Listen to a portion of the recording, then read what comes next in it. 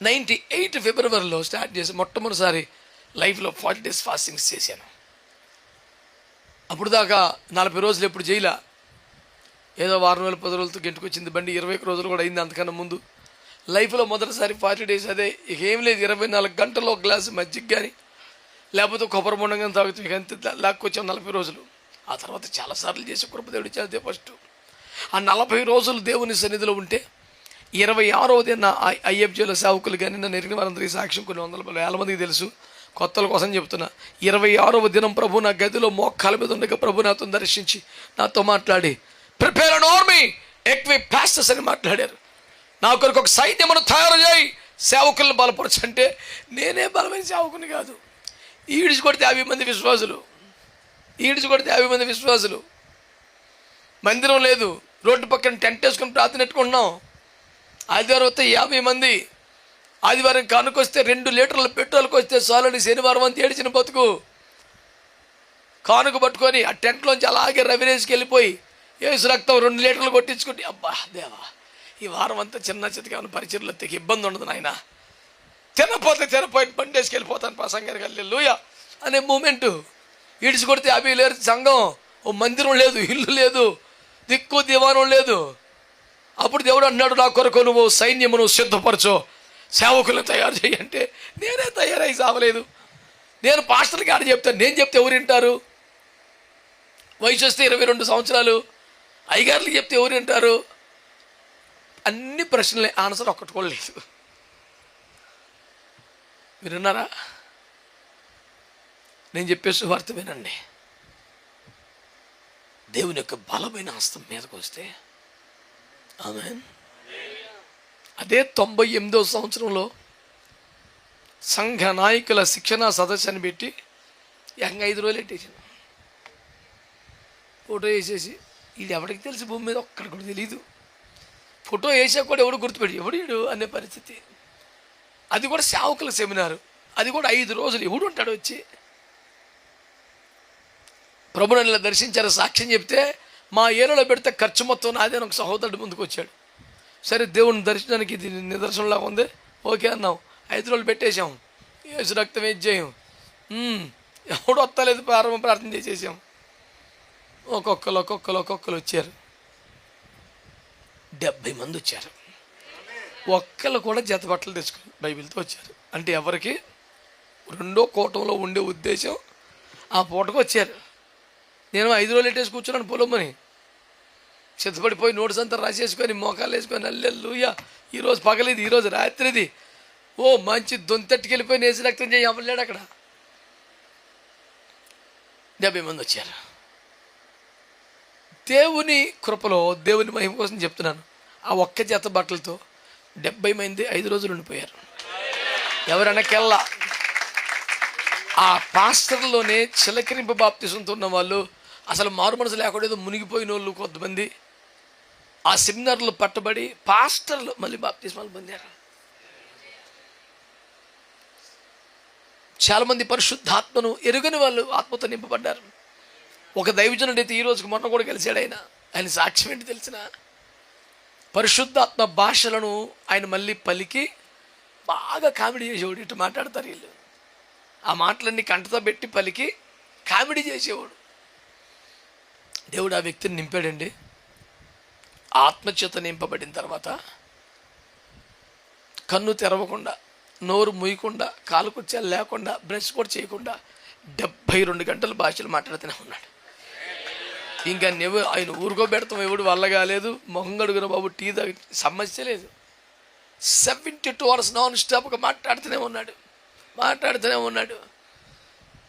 నేనేం చెప్తానంటే దేవుని బిడ్డలారా, ఆయనను పరిశుద్ధాత్మ మీ మీదకి వచ్చినప్పుడు స్తోత్రం చెప్పండి. ఇదంతా ఎందుకు చెప్పానంటే, ప్రభువా నేనే కొత్తగా చేస్తాను కదా, స్వస్థతలు జరుగుతున్నాయి, దయ్యాలు పోతున్నాయి, జనం మంచిగా ఇప్పుడు పేరు వస్తుంది, ఇప్పుడు సేవకులన్నీ ఇటు తిప్పితే నన్ను నేము ఫేము అన్నీ పోతాయి కదా నాయన అంటే, ఆ రోజున చెప్పిన మాట ప్రభు అది నమ్మిన ప్రతివాడు చేయగలడు. నమ్మిన ప్రతివాడు ఒక సైన్యాన్ని సిద్ధపరచలేడు. చెప్పింది జై యేసు రక్తమే జయం. నేము ఫేము మినిస్ట్రీ వదిలేసి సావు శ్రమలో సిలువు పట్టుకున్నాను. అప్పటికి ఇప్పటికి నా సావాలకే చచ్చింది. అయినా దేవుని స్తోత్రం, ఆయన చెప్పిన పని చేస్తున్నాం కదా, తృప్తిలో ఉన్నాం.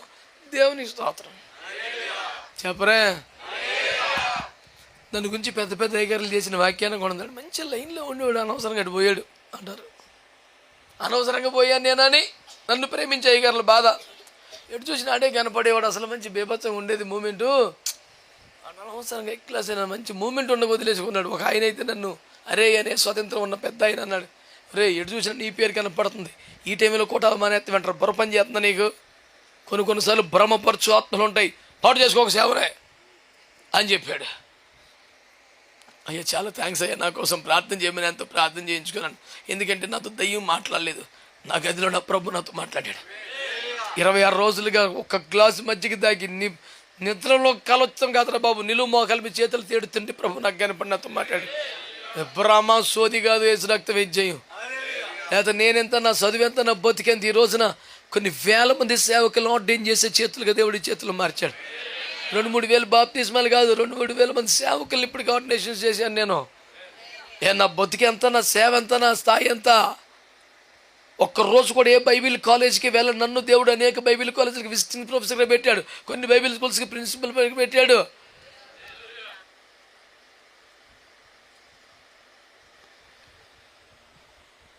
నమ్మిన ప్రతి వారు చేస్తారు సూచకీయులు, అద్భుతాలు. దానికి మించిన పని చేయడానికి దేవుడు ఏర్పాటు చేసుకుంటున్నాడు. అంతకు ముందు కూడా దావీదు పలికినోడేం కాదు, చిన్నోడేం కాదు, సింహాల్ని చీల్చినోడే, ఎలుకబడ్డిని తరిమి కొట్టినోడే, బలమైన కార్యములు చేసిన వాడే, ఏమి చేతగలవాడు కాదు. కానీ తైలాభిషేకం అతని మీదకి రాగానే చెప్పండి ఏమైందట? నాట నుండి యెహోవా ఆత్మ అతని మీదకి బలముగా వచ్చుచుండెను. గట్టిగా ఆమేనని చెప్పండి, స్తోత్రం చెప్పండి ఒకసారి. అంతకుముందు కూడా బలహీనుడు కాదు, కానీ అంతకు మించిపోయిన బలం. నువ్వు మంచి క్రైస్తవుడివే, నువ్వు మంచి సేవకుడివే, నువ్వు మంచి విశ్వాసివే. శోధనలో శ్రమలో దేవుని కొరకు బలంగా నిలబడ్డావు, ఇంతవరకు విశ్వాసాన్ని కాపాడుకున్నావు, కొన్ని ఆత్మలు నడిపించగలిగావు. కానీ ఇంత బలమునకు మించి దేవుని ఆత్మ నీ మీదకి వస్తే కనుక ఇంతకు ముందున్న బలం వేరు, ఇంతకు ముందు చేసిన కార్యములు వేరు. దేవునికి స్తోత్రం చెప్పండి గట్టిగా, హల్లెలూయా. ₹1,00,00,000 మాట చెప్తాను, కడుపులో పెట్టుకో. అంతకుముందు దావీదు సింహాన్ని చీల్చిన, ఎలుకబండిని చంపిన, దేశంలో ఊర్లో కాదు కొంపలో కూడా గంతలేదు. అన్నయ్య మెచ్చుకున్నాడా, నాన్నగారు మెచ్చుకున్నాడా? శబాష్. మా తమ్ముడు అండి సింహాలను చంపినాడు, ఊడికని పరిచయం చేశాడా? చచ్చిపోయిన పావుని, మా నాన్నగారు చంపేసిన పావుని కర్రతో కాకుండా చేత్తో తీసినందుకు మా అమ్మని చుట్టాలందరూ చెప్పేసింది. నా కొడుకు చాలా ధైర్యం, పావును అలా పట్టేసుకున్నాడని. ఏం పావునది? మా డాడీ చంపేసిన పావు ఆల్రెడీ. కొంచెం మిగులుతూ ఉంటుంది కదా తోక, భయపడకుండా పట్టుకున్నందుకు. చుట్టాలు ఎవరు వచ్చినా చాలా ధైర్యమైన పావును పట్టేసుకున్నాడు. ఇంటి వాళ్ళకి ఆ ప్రేమ ఉంటుంది, హీరోయిజం ఎలివేషన్ ఉంటుంది. మరి ఇటు సింహాన్ని చంపేశాడు పిల్లడు, ఒక్కడికి చెప్పారా? అంతకుముందు సాధించిన విజయాలు, ఆమేన్, పొందిన అద్భుతాలు, ఆమేన్, ఏమి లేదు అక్కడే. అని ఎప్పుడైతే దేవుని ఆత్మ మీదకి వచ్చిందో రేంజ్ పెరిగిపోయిందండి. ఒక దేశానికి పనికొచ్చే వ్యక్తిగా మారిపోయాడు. తండ్రి ఇంటికి మాత్రం కాదు, తండ్రి మంతం కాదు, దేశానికి పనికొచ్చే వ్యక్తి అయిపోయాడు. నాన్నకు కాదు, రాజులకు పనికొచ్చే వ్యక్తి అయిపోయాడు. గొర్రె పిల్లలే కాదు, రాజ్యముని కాపాడే మనిషి అయిపోయాడు. దేవుని ఆత్మ నీ మీదకి బలముగా దిగి వస్తే జరిగే కార్యాలు వేరు. నీ స్థాయి పెరిగిపోతే దేవునికి స్తోత్రం, నీ పరిధి విస్తరించిపోతే దేవునికి స్తోత్రం. ఆ బలం ప్రత్యేకంగా ఉంటుంది. అంతకుముందే సింహాలు చీల్చిన, ఎలుకబడిని చంపిన దావీదు మీదకి దేవుని ఆత్మ రాగా నాట నుండి యెహోవా ఆత్మ అతని మీదకి బలముగా వచ్చుచుండెను. You need more power to be a witness for the living God in this world. ఆమేన్. దేవుని కొరకు నువ్వు ఒక అద్భుతమైన సాక్షిగా బ్రతుకు నిమిత్తమై నీకు ఇంకా శక్తి కావాలి. అయినను దేవుని ఆత్మ మీ మీదకి వచ్చినప్పుడు మీరు శక్తి పొందేదరు. గట్టిగా ఆమేనని చెప్పండి, హల్లెలూయా. నువ్వేం బలహీనంగా ఉండడానికి వీల్లేదు, నువ్వు నూతన శక్తిని పొందుకుంటూ నమ్మిన వారు ఆమేన్ అనండి. ఇప్పటి వరకు బలమైన విశ్వాసనే, బలమైన సేవకునే, బలమైన క్రైస్తవునే, కొద్ది గొప్ప వాడబడ్డాను, గొర్రెల్ని కాపాడాను, నాను సంతోషపరిచాను. అయినా నాకు ఇంకా ఒక బలమైన అభిషేకం కావాలి. దేవుని ఆత్మ నా మీదకి బలముగా దిగి రావాలి. నేను మునుపటి కంటే ఎక్కువ పరిధిలో విస్తరించాలి.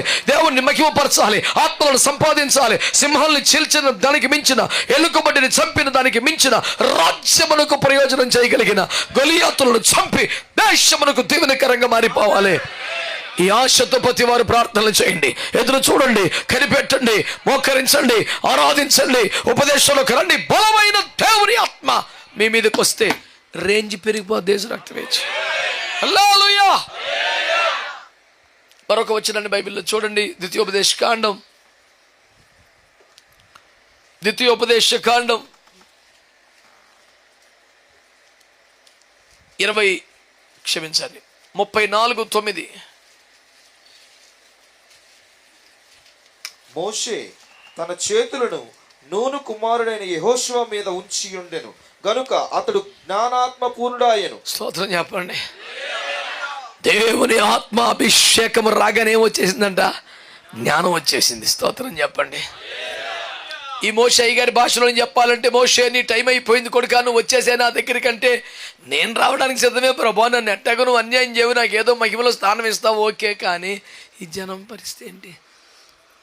నేను వచ్చేస్తే నీ లక్షల మంది సంగతి ఏంటి? నీ ఎదుటి వారి ఎత్తుకు వచ్చు పోచుండే ఒకడు కావాలి. జనులు కాపరులని గొర్రెల వల్ల చదిరిపోకూడదు నిమిత్తమై వారికి సమర్థుడి నాయకుడు ఒకటి కావాలి అని 100 క్వాలిటీ చెప్పాడు. నన్ను వచ్చేయమంటున్నావు, నేను వచ్చేస్తాను, మళ్ళీ పరిస్థితి ఏంటి? ఇలాంటివన్నీ కావాలి కదా, అశమసి పరిస్థితి కాదు కదా, ఎట్ట ప్రభువా అని అంటే సింపుల్గా అన్నాడు. చదువు ఆ వాక్యం కూడా, సంఖ్య 27:15-16. ఇన్ని క్వాలిటీస్ ఎట్ట కావు ప్రభా?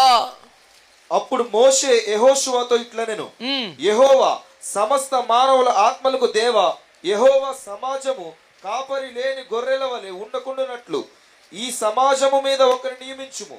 అతడు వారి ఎదుట వచ్చుచు పోవుచుండి వారికి నాయకుడుగా ఉండుటకు సమర్థుడై ఉండవలెను. అందుకు యెహోవా మోషేతో ఇట్లనెను, నూను కుమారుడైన యెహోషువ ఆత్మను పొందినవాడు. చాలు, మోషే ఇంత రిక్విజేషన్ లెటర్ పెట్టాడు, ఇట్లాంటి వాడు కావాలి, సముద్రంలో ఉండాలి, ఉచ్చుచూ పోయేవాడు ఉండాలి, ఇన్ని క్వాలిటీస్ పెట్టి ఇంత అటువంటి ఆడ దొరుకుతాడు ప్రభా, ఇవన్నీ కష్టం, నన్ను నేను వచ్చేస్తాను, నేను సేఫ్ జోన్లో ఉంటే నీళ్ళ పరిస్థితి ఏంటి, ఇలాంటి లాయకుడు కావాలి అని 100 క్వాలిటీస్ చెప్తే యేసుప్రభు అంటాడు, అయితే యెహోషువను పెట్టు అన్నాడు. అంటే కూడా ఉన్నాడు కాబట్టి బ్యాగెట్కు తిరుగుతున్నాడు కాబట్టి వాడికి ఇస్తే న్యాయమేనా కదా? అతడు ఆత్మను పొందినవాడు.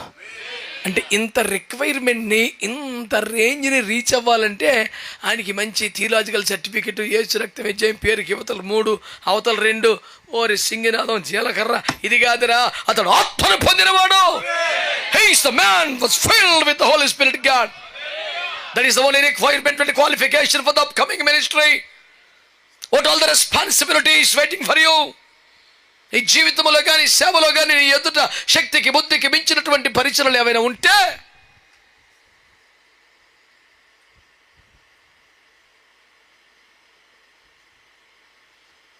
వాటన్నిటిని నెరవేర్చడానికి, ఫుల్ఫిల్ చేయడానికి నీ ఎదుట ఉన్న ఒకే ఒక ఆప్షన్ అంటే తెలుసా? దేవుని ఆత్మ. నువ్వు ఇన్ని బాధ్యతలు ఉన్నాయ్యా, ఇన్ని టార్గెట్లు ఉన్నాయ్యా, నా వల్ల ఎట్టయిద్దయ్యా? ఒక్క దేవుని ఆత్మను పొందు, అన్నీ చేయగలుగుతావు. ప్రభా ఒక్కసారిగా భారాలు నా మీద పడిపోయినాయి. ఒక దేశం, ఒక జాతి మీద పడిపోతేనే ఆత్మ సరిపోతాను. నీ కుటుంబ బాధ్యత ఎంత నానా? నీకున్న బరువు, నీ పిల్లల భవిష్యత్తు, ఇల్లు, పెళ్ళి, గొడవ, గోత్రం ఏ పాటివిరా బాబు? ఒక జాతిని చేతికి పెట్టి ఎట్ట చేస్తాడు బాబు అంటే వాడు ఆత్మను పొందినవాడు చేస్తాడులే అన్నాడు. దేవుని ఆత్మ ఎంత బలం, దేవుని ఆత్మ ఎంత ప్రయోజనం. నీకున్న రెస్పాన్సిబిలిటీ ఏమాత్రం నన్ను నువ్వు ఫెయిల్ అవడం ఏంటి లైఫ్లో, నువ్వు వెనకబట్టవేంటి? ఒకే ఒక్క రిక్వైర్మెంట్, యేసు రక్త విజయం. దేవుని బలమైన ఆత్మ నీ మీదకి వస్తే దట్స్ ఇట్. ధైర్యంగా నువ్వు కూడా చెప్తావు, ఐ షాల్ నాట్ వాంట్ అని మాట్లాడే కెపాసిటీ వచ్చేస్తుంది నీకు. దేవునికి స్తోత్రం కలుగునగా. చెప్పరే గట్టిగా దేవునికి స్తోత్రం అని. అట్లాంటివన్నీ తీసుకొచ్చి, అసలే ఆత్మను పోలిన వాడిని తీసుకొచ్చి మోషే అతని మీద చేతులుంచగానే అతడు జ్ఞానాత్మ పూర్ణుడైపోయాడా. ఇక అతనికి ఎదురులేదు, అతని జీవితంలో మాత్రం ఎదురు ఎవరు నిలబడలేదంట. ఒంటి చేత్తో 31 రాజులను చంపాడు. పలహారం పంచిపెట్టినట్టుగా, రొట్టె చేపలు పంచిపెట్టినట్టుగా దేశాలు రాష్ట్రాలు పంచిపెడుతున్నాడు. అతనికి ఎదురు లేదు. యెహోషువ అంటేనే గడగల్లాడిపోయే పరిస్థితి. దేవునికి స్తోత్రం చెప్పండి గట్టిగా. అతని ద్వారా దేవుడు సాధించిన అద్భుతాలు చూస్తుంటే పాపల గుండెలు కరిగిపోతున్నాయి, రాజులు వణికిపోతున్నారు. 9 అడుగుల ఇనుప మంచం చేసుకున్న బాషాను రాజును చచ్చిపడిపోయాడు. ఎవరు నిలబడ్డానికి ఛాన్స్ లేదు. Because of the anointing received from above. ఏది దానికి సాటి కాదు. ఒక ఎగ్జామ్ పాస్ అవడానికి ఎన్ని కష్టాలు పడతారు. ఒక జాబ్ కొట్టాలంటే ఎన్ని తిప్పలు పడతారు. ఓ ఇల్లు కట్టుకోవాలంటే ఎన్నాళ్ళ కష్టం ఉండాలా. కానీ దేవుడు ఏం చేస్తున్నాడు తెలుసా? దేవుడు ఏం చేస్తున్నాడు తెలుసా? తన ఆత్మని నీ మీదకి పంపడం ద్వారా మానవ సామర్థ్యంతో చేయలేని పనులని ఒక సెకండ్లో చేసేస్తాడు. సింపుల్గా చెప్దామంటే 100 మాటలు ఎందుకో. ఎర్ర సముద్రం పాయలు చేయాలా? ఎప్పుడెప్పుడు మోటార్లు ఇస్తూ తోడుతూ పోతాయి నీళ్ళు అయ్యి. బిజ్జి కడితే పని అయిద్దా? షిప్పులు ఇస్తావు, తోలుతారా జనాల్ని? మానవ సామర్థ్యం, ఇంజనీరింగ్ కెపాసిటీ, డబ్బు సున్నా, పని అవ్వదు. ఒక్కసారి తూర్పు గెలిచి అటు కొడితే రక్తం విజయం భాగ్యంపడి వెళ్ళిపోయాడు, అవతలకి వెళ్ళిపోయాడు. 30 లక్షల జనం సుమారు ఉండలేసి కొడితే వాళ్ళేసి పట్టుకుంటే తిప్పలు పడితే ప్రతి ఒడికి పూలేడు దొరుకుద్దా? తూర్పు గాలి వచ్చి మొత్తం పోగేసి పెట్టేసింది అక్కడ. నువ్వు కష్టపడితే, నువ్వు తిప్పలు పడితే ఏమాత్రం అండి అది. దేవుని ఆత్మ నీ మీదకి వస్తే ఆ గొడవ వేరుగా ఉంటుంది. హల్లెలూయా, స్తోత్రం చెప్పొచ్చు కదా. హల్లెలూయా. మరొక మాట కూడా చెప్తాం పిల్లరా. వాక్యాలు చూడండి. రాజుల 2వ గ్రంథము 3వ అధ్యాయం. రాజుల 2వ గ్రంథం 3వ అధ్యాయం 15వ వచనం. నా యొద్దకు వీణె వాయించగల ఒకరిని తీసుకొని రమ్ము. వాద్యకుడు ఒకడు వచ్చి వాయించుచుండగా యెహోవా హస్తం అతని మీదికి వచ్చెను గనుక. స్తోత్రం చెప్పండి. ఈయనెవరో చిన్న చేతకవాడు, జపనీస్ శాస్త్రి లాంటి కాదు. మహా గొప్ప దైవజనుడు ఎలీషా గారు. ఆయన సామర్థ్యం ఏంటి, ఆయన అభిషేకం ఏంటి, ఆయన రేంజ్ ఏంటి, ఆయన గొడవ ఏంటి, గోత్రం ఏంటి. ఆయన చనిపోయిన సంవత్సరం తర్వాత ఆయన సమాధానం తెలియక కంగారు అవడం కవగా గొయ్యితో వేసి ఒక శవాన్ని అందులో పడేస్తే ఆయన ఎముకలు దగ్గర చచ్చిపోయాడు. మళ్ళీ చూడడంట. తను చనిపోయిన సంవత్సరం తర్వాత కూడా తన ఎముకల్లోని అభిషేకం చచ్చిపోలను బతికిస్తుందంటే ఏం రేంజ్ ఉన్న దైవజనుడు అండి ఆయన. ఎంత గొప్ప దైవజనుడు అండి. చచ్చిన వాళ్ళని బతికించిన దైవజనుడు కాదు పాత నిబంధన కాలంలో. స్తోత్రం చెప్పరే. ఇంత మహిమ కలిగిన సేవ చేస్తున్న దైవజనుడైనటువంటి ఎలీషా దగ్గరికి ఒక సమస్య వచ్చింది. నాయన మరి ఏంటి పరిస్థితి, ముందుకెళ్ళమంటావా వద్దా? నేను అట్ట చేతును, నువ్వు దైవజనుడు కదా, నాకు ప్రార్థన చేసి ఎదరికి వెళ్ళమంటావా వద్దా? ఓ మాట చెప్పాయా అని రాజులు రవణకులు వచ్చారు. రేసు రక్తం ఇచ్చేయం. అప్పుడు ఏం చేశారంటే, రే మంచి వీణ వాయించిన హోన తీసిరండి రా అన్నాడు. ఇదేంది తీసిరా నీకెందుకంటే ఇక్కడ వాయిద్యాలు చేసి ఆరాధన చేసి చాలా గోల మొదలెట్టాడు. యేసు రక్తం ఇచ్చాం. అతడు వాయిస్తూ మహిమస్తుంటే యెహోవా హస్తం బలముగా ఎలీషా మీదకి వచ్చిందంట. అప్పుడు ఆ పని చెయ్యాలా వద్దు, వెళ్ళాలా వద్దు చెప్పాడు. స్తోత్రం అనండి. దేవుని ఆత్మ నీ మీదకి బలముగా దిగి వచ్చిన ద్వారా నువ్వు దేవుని చిత్తాన్ని తెలుసుకోగలుగుతావు. స్తోత్రం చెప్పండి. ఆత్మ మీ మీదకి వచ్చినప్పుడు శక్తి పొందేదరు. 2 ఆత్మ మీదకి వచ్చినప్పుడు జ్ఞానమును పొందేదరు. 3 ఆత్మ మీ మీదకి వచ్చినప్పుడు మీరు దేవుని చిత్తము తెలుసుకుంటారు. ఎదరికి వెళ్ళాలా వద్దా, ముందుకు వెళ్ళాలా వద్దా, ఈ డైరెక్షన్ కరెక్టా కాదా, ఈ డెసిషన్ కరెక్టా రాదా. భవిష్యత్తు ఎవరికి తెలుసు? ఎవడిచ్చిన మాట నమ్ము ముందుకెళ్ళిపోతాం మనం. ఏమంత చిన్న విషయం కాదు. ఒక జీవితానికి భవిష్యత్తు సంబంధించి ఒక నిర్ణయం తీసుకోవాలండి. ఎవడు మాటను ఫాలో అయిపోతాం? ఎవడు తెలుసు భవిష్యత్తు? కాలం ఎవరి చేతిలో ఉంటుంది? అవన్నీ తన స్వాధీనం అందించుకున్న దేవుడు మాట్లాడితే గుడ్డిగా నమ్మి అతనికి వెళ్ళిపోవచ్చు. దేవునికి స్తోత్రం కలుగునగా. అందరు చెప్పారా? హల్లెలూయా.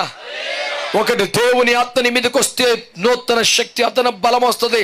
దేవుని ఆత్మని మీదకి వస్తే జ్ఞానాత్మత నింపబడతావు. దేవుని ఆత్మని మీదకి వస్తే నువ్వు చేయవలసిన దేవుని చిత్తం ఏంటో నీకు బయలుపరచబడుద్ది. చివరిగా సమూయేలు 1 గ్రంథము 10వ అధ్యాయం 6వ వాక్యం చదవండి.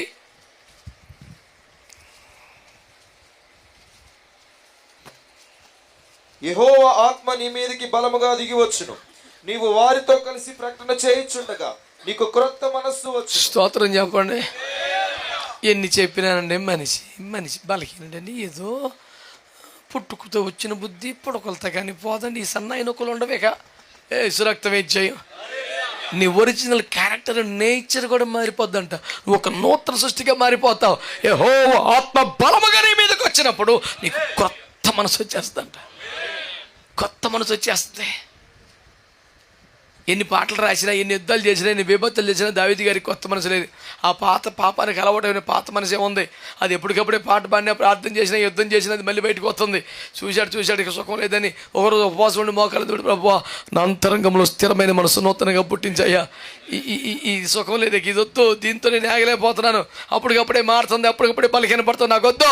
ఒక స్థిరమైన మనసును కొత్తగా పుట్టించు ప్రభువా. ఒక కొత్త మనసు నీకు రావాలంటే ఏం చేయాలి తెలుసా? దేవుని ఆత్మ నీ మీదకి రావాలి. ఆత్మను నమ్మే సంఘమే కాకపోతే, ఆత్మను పొందిన సేవకుడే కాకపోతే, పరిశుద్ధాత్మాభిషేకం లేకపోతే నిన్ను రాకడికేం సిద్ధపరుస్తాడు, నిన్ను విజయవంతమైన సేవకు అక్కడ తీసుకెళ్తాడు. దైవజనుడా సంఘమా, మనకు ఆప్షన్స్ లేవు. దేవుని ఆత్మ మన మీదకి రావాలి. ఆత్మ కోసం కనిపెట్టాలి, ఎదురు చూడాలి, ప్రార్థన చేయాలి, నింపబడాలి. దేవుని శక్తిని పొందుకుంటావు, దేవుని జ్ఞానం పొందుకుంటావు, దేవుని చిత్తం తెలుసుకుంటావు, క్రొత్త మనసును పొందుకుంటావు. అందరి మీదకి దేవుని ఆత్మ రావాలని ఇక్కడ కోరుతున్నాను. God bless you all.